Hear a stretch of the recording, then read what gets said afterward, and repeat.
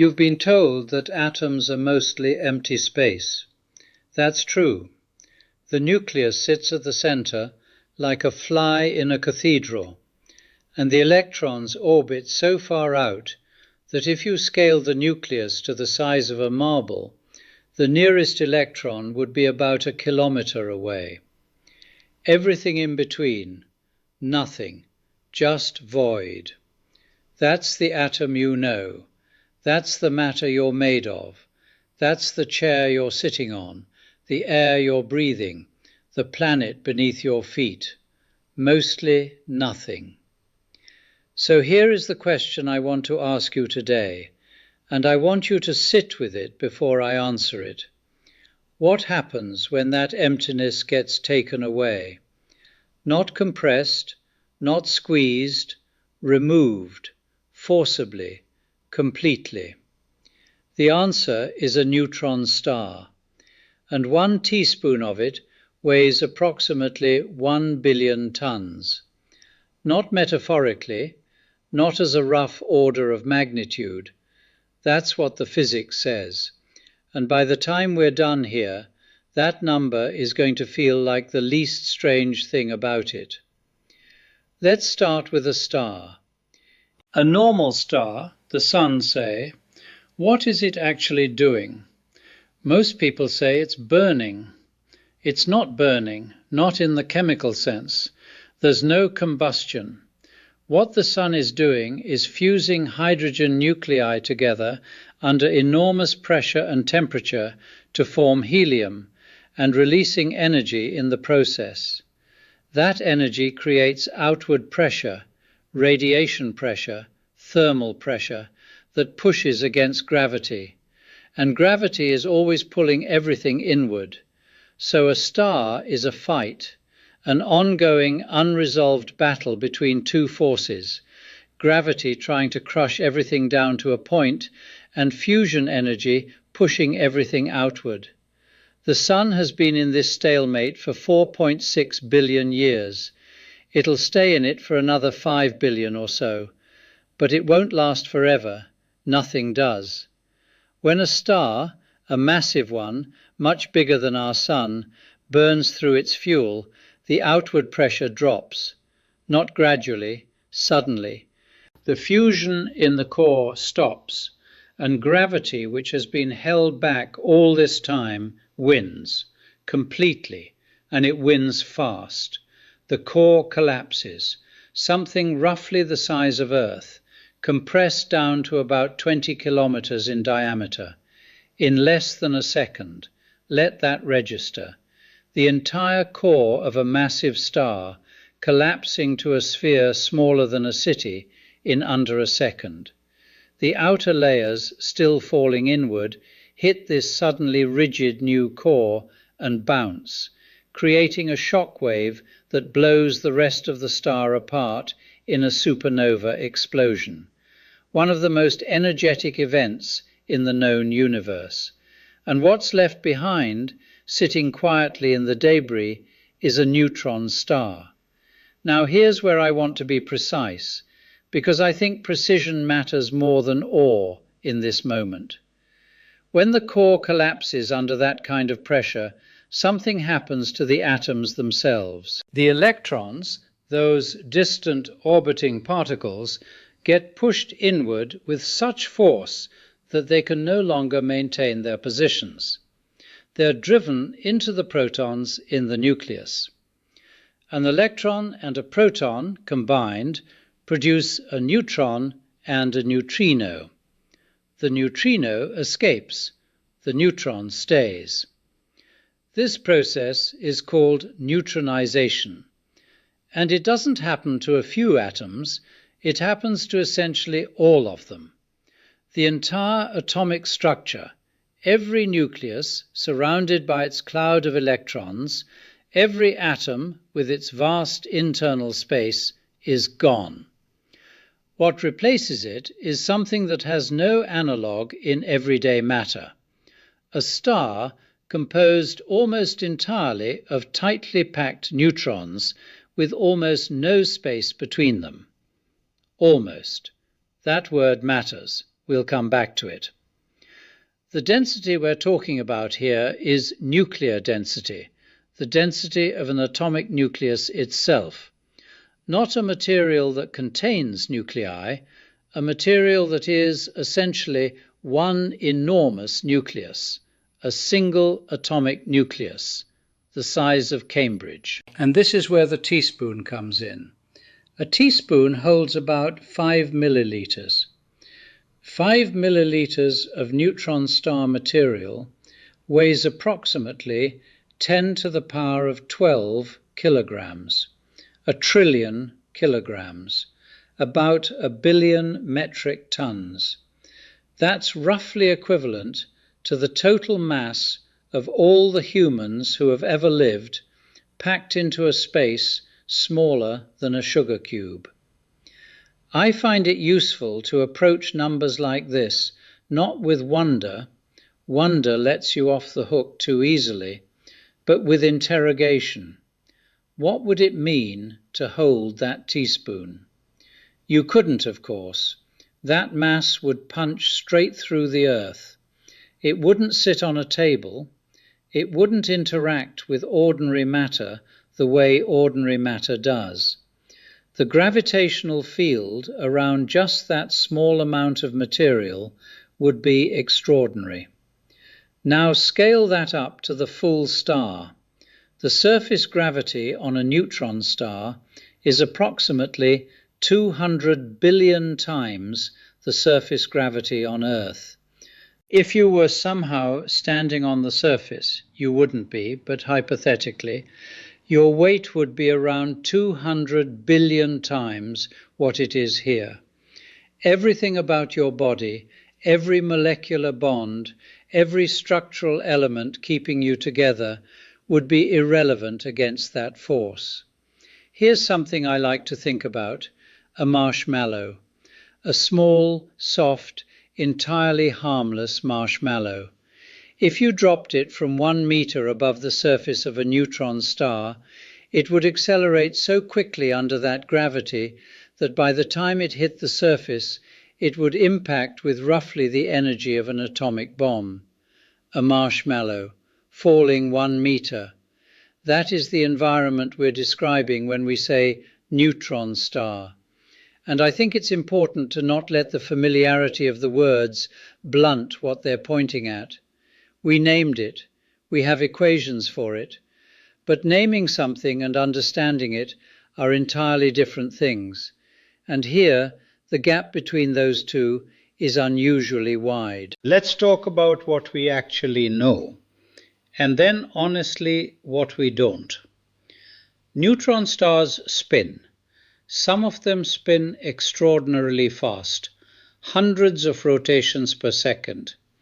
These are called pulsars, and they emit beams of radio waves from their magnetic poles. As they rotate, those beams sweep across space like a lighthouse.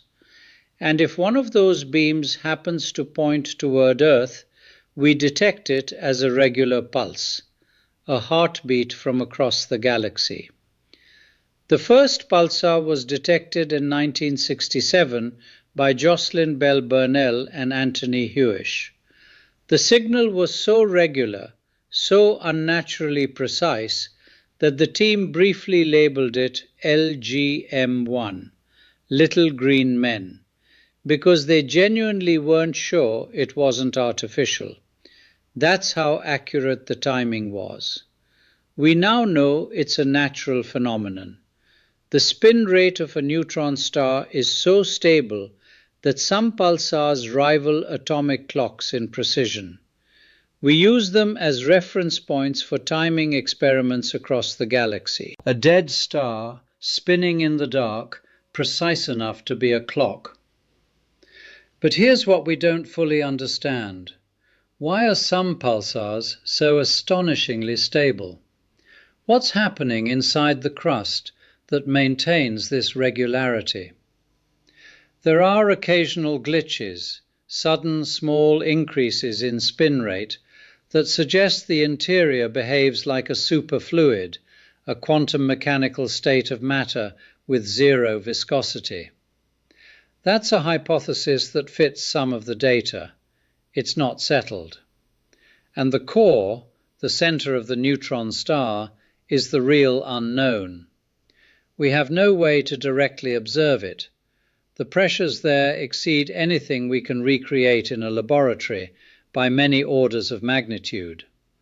Our best particle accelerators, as impressive as they are, can't come close to the conditions at the center of a neutron star. So we're left with models, and the models disagree. Some say neutrons under that pressure break apart. Neutrons are not fundamental particles. They're made of quarks held together by the strong force. At high enough pressures, the theory goes, those quarks might become free, a state of matter called quark-gluon plasma, or more specifically, in this context, a quark star interior. Strange quarks might appear, a type of quark that doesn't normally exist in stable matter at low energies. Some models even suggest the entire core might transition to something called strange quark matter, which, if certain theories are right, might actually be the lowest energy state of matter, more stable than ordinary atomic matter. We don't know. I want to be direct about that. The equation of state for neutron star matter, the relationship between pressure, density, and temperature inside that object, is one of the genuinely open problems in modern physics. Every model has uncertainties. Some models are ruled out by observations. Many aren't. This is where gravitational wave astronomy has become unexpectedly useful. In 2017, LIGO and Virgo detected gravitational waves from two neutron stars merging, an event called GW170817. The shape of those waves, the way the stars distorted space-time as they spiraled together, encoded information about how the neutron stars deformed under each other's gravity. That deformation depends on the equation of state. So the gravitational wave signal is, in a very real sense, a message from inside the neutron star, carried across 100 million light-years of space, telling us something about what matter does under pressure we can't reproduce on Earth. We're still reading that message. The data is constraining the models, narrowing the possibilities, slowly.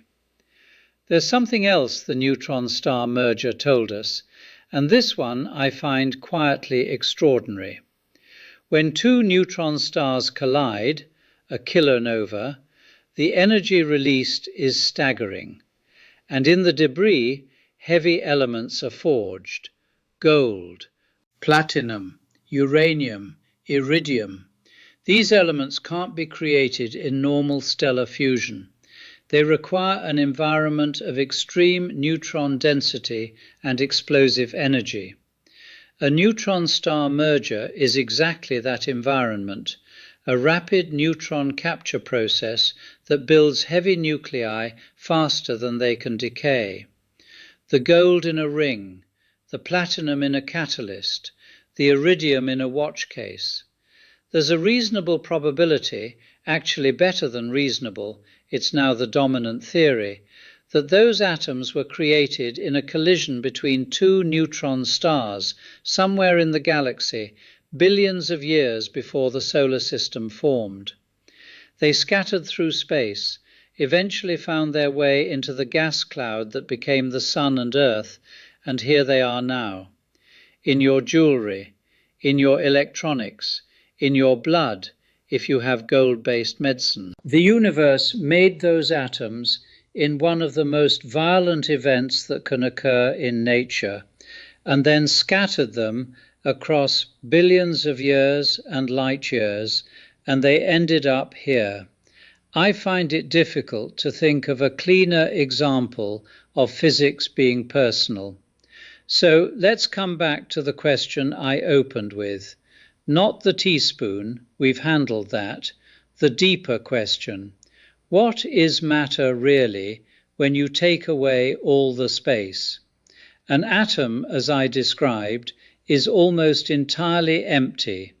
The nucleus is tiny. The electrons are far.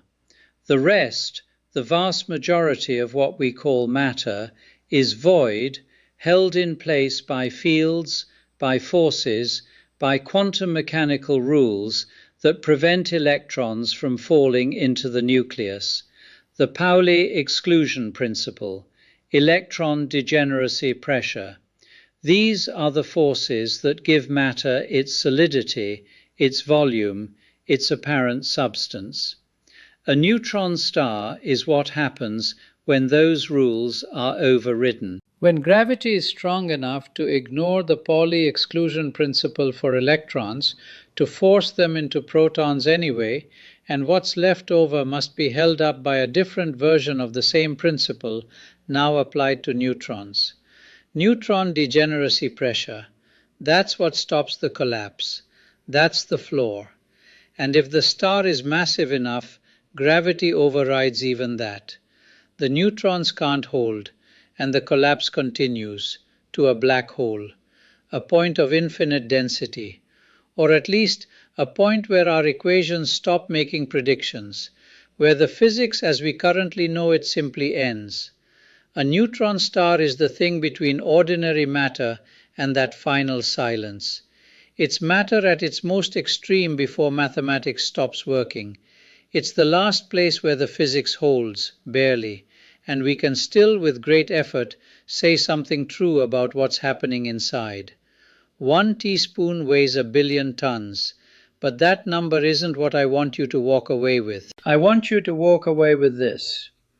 The emptiness you take for granted, the space inside every atom in your body, the void that makes up most of what you are. That emptiness is doing something. It's holding matter in its familiar, touchable, solid-seeming form. When it's gone, what remains is barely recognizable as matter at all. It's something stranger, denser, held together by the last remaining rules before the rules run out. We've named it, we've measured it, we've detected its collisions 100 million light-years away and read the gravitational ripples like a letter. But do we understand it? Not completely, not yet. And I think that's the most honest thing I can tell you about a neutron star, and perhaps about physics in general. The closer you look, the more precisely you measure, the bigger the mystery gets. Not smaller, bigger. That's not a failure of understanding. That's what understanding actually looks like when you're doing it right.